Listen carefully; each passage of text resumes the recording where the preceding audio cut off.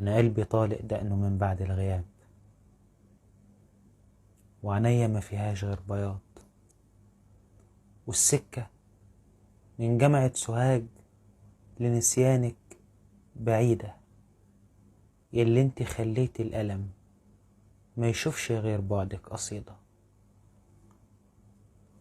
الاسم ساكن في الصعيد، لو كنت جربت الفلاحة مش كان زمان عرفت إن اللي يزرع زرعة واحدة على التوالي مرتين الأرض تتعب. طب شوفي كم مرة اتزرع حبك في قلبي، راح أبوره وابنيه مساكن للخراب. قلبي اللي كان حضن اليمام نايم على جناح الغراب.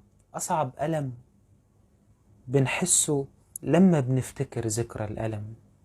بنت في وداعة جوز حمام غار النبي، ضحكتها حطت فوق حياتي اتبدلت، وكأنها الضلة اللي ياما ساعت لها، وكأني نقطة مية خايفة لا تتحرق، فجريت عليها حضنتها ما بقتش أخاف.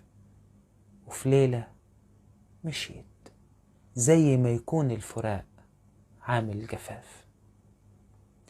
ما يغركيش ضحكي، أنا بس حزني بيستحي من الناس، ما اقدرش ابين اني موجوع من الغياب، بغمز كفوفي في كل ليل، وكأني خايف من القمر يقرأ الخطوط يتأكد اني نبقته صح، فيسيب لي فوق الجرح جرح. انا عيني مش عمية، انا عيني مشلولة، فضلت وراكي وانت ماشية، وفجأة وقعت من على جبل الرحيل. وعشان محدش يقرأ فيها العجز ده، الضلمة كانت افضل بديل. تفتكري بيت اسمنت مهما يكون جميل رح يبقى في جمال البيوت جوه القصيدة. الشعر ما يأكلش عيش، لكنه بيخلينا عيش أحلام بعيدة.